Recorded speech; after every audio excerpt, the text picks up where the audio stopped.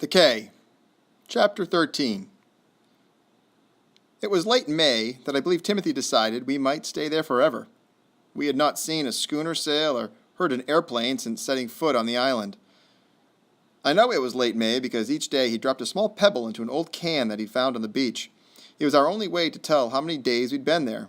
Every so often, I'd count them, beginning with April 9th.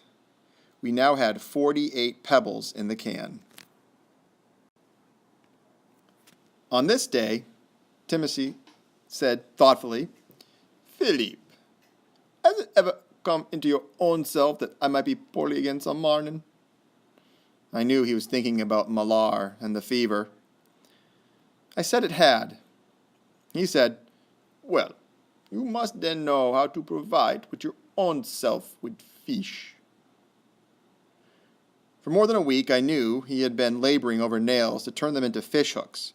He always speared the fish, or langosta, with a sharp stick, but I could not see, of course, to do that. I knew he was making the hooks for me. He said, with a secret tone in his voice, "I have found an outrageous good hole on the reef in a safe place." We went down the whole hill and started out along the reef shelf. By now my feet were tough and I hardly felt the jagged edges of the coral. But I knew that lurking in the tide pools were the treacherous sea urchins. Stepping on them invited a sharp spine in your foot, and Timothy had already warned me that "they very poison. They be giving you terrible pain." Every 2 feet, Timothy had driven a piece of driftwood deep into the coral crevices so that I could feel them as I went along. Neither of us knew what to do about the sea urchins, but Timothy said he'd think mightily about them. He had taken a large rock to smash them all along the path over the reef top, but in time they would come back. We went about 50 feet along the reef, and then he said, "Now we fish." He described the hole to me. It was about 20 feet in diameter and 6 to 8 feet deep. The bottom was sandy, but mostly free of coral so that my hooks would not snag. He said there was a most natural opening to the sea so that a fish could swim in and out of this coral-walled pool. He took my hand to have me feel all around the edges of the hole. The coral had been smoothed over by centuries of sea wash. Timothy said that the sand in the sea water acted like a grindstone on the sharp edges of the coral. It was not completely smooth, but there were no jagged edges sticking out. "Now, reach down here," Timothy said, "and take off the mussel." I put my hand into the warm water, kneeling down over the ledge, and felt a mussel. But in ripping it loose, I lost my balance, and only Timothy's hand prevented me from falling in. If you are blind, the sensation of falling can be terrifying. My memory of the fall at the raft was still very clear. Timothy said, "Easy there, Philippe. Just sit a moment and relax." His voice was soothing. "If ever you do fall, just stay in the hole a while. Feel which way the water washes. Then follow it to the ledge. Grab hold and pull yourself out." Timothy guided my hands in opening the tough mussel shell and digging the slippery meat out to bait the hook. "'Tis an outrageous sharp knife, so be very careful of your fingers." Then he told me to feel the hook and slip the mussel bait over the barb. I'd fished many times with my father, and this was easy. Rusty bolts served as sinkers. Timothy had found several pieces of wood with bolts in them and burned them, then raked the bolts out of the ashes. He'd unraveled the lifeline from the raft to make single strands for the fishing line.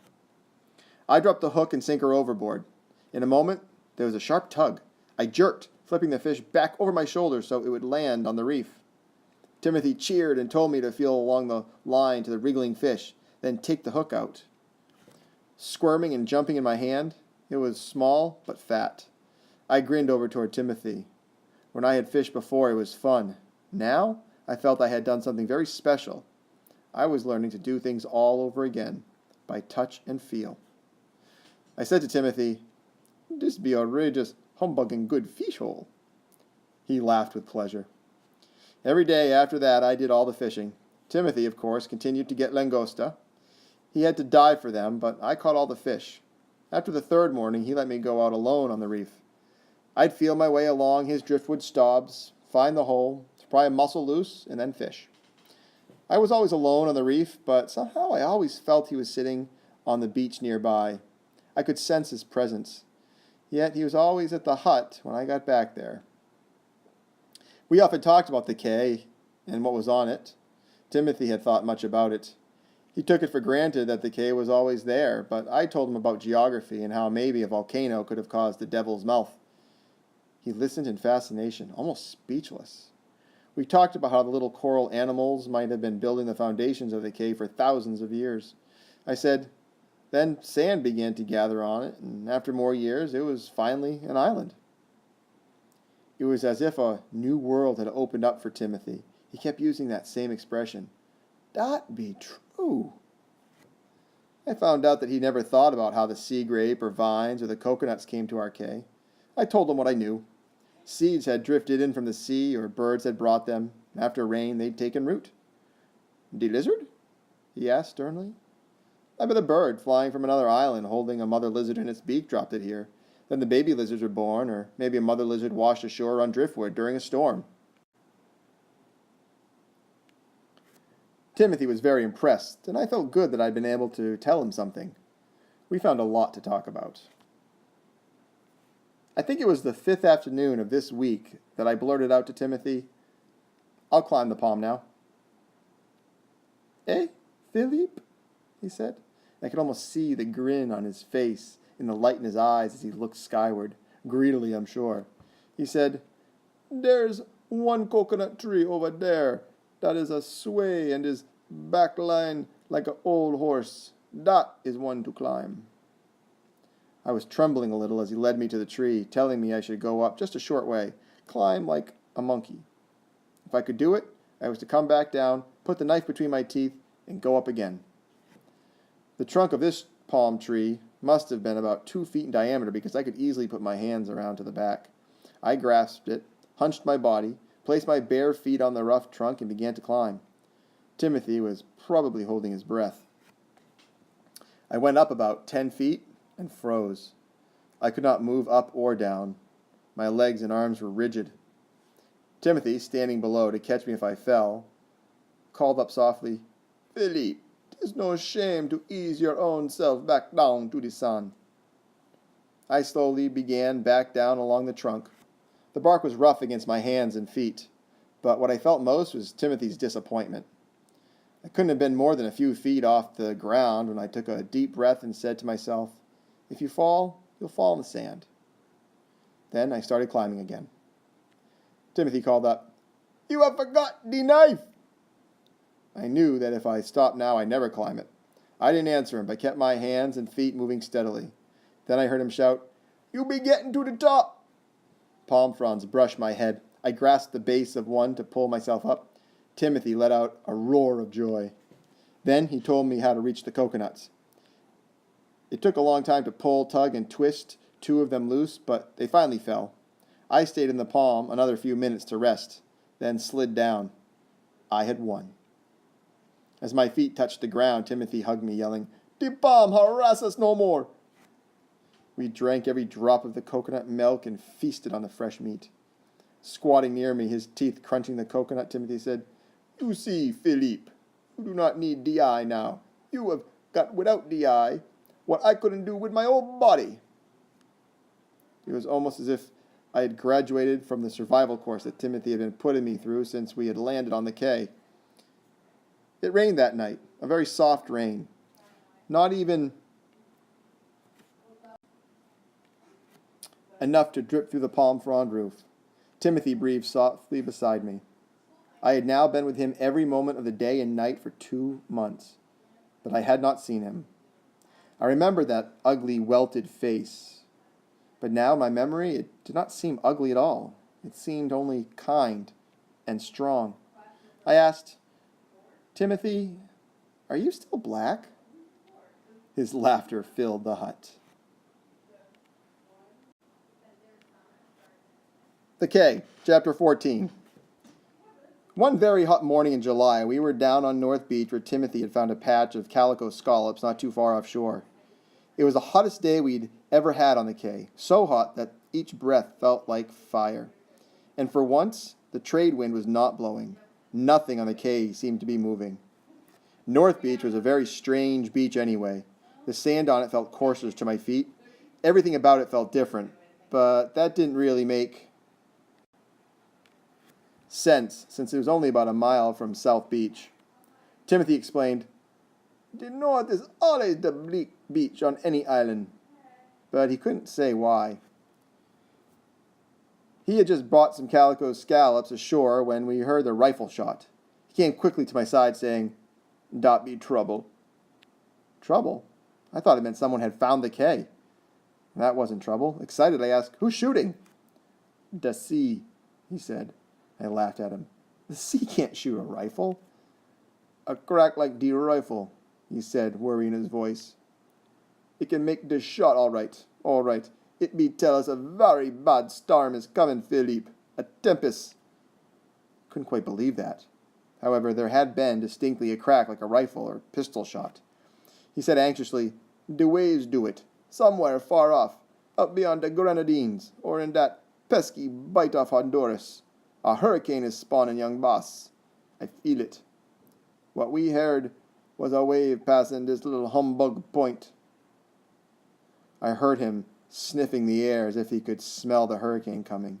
Without the wind, there was a breathless silence around our quay. The sea, he told me, was smooth as green jelly. But already the water was getting cloudy. There were no birds in sight. The quay, he said, had a yellowish cast to it. "Come along, we have much to do. The calico scalp can wait their own self till after the tempest." We went up to our hill. Now I knew why he had chosen the highest point of land on the quay for our hut.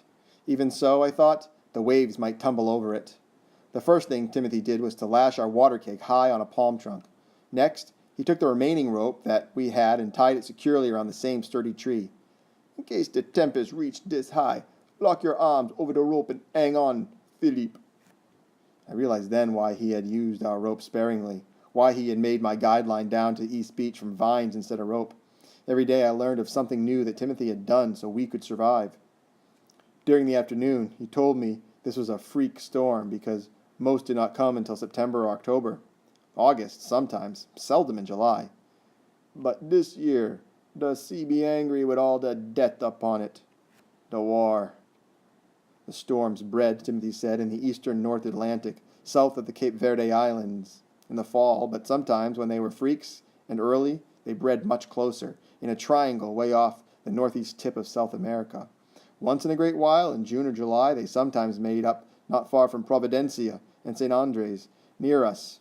The June ones were only pesky, but the July ones were dangerous.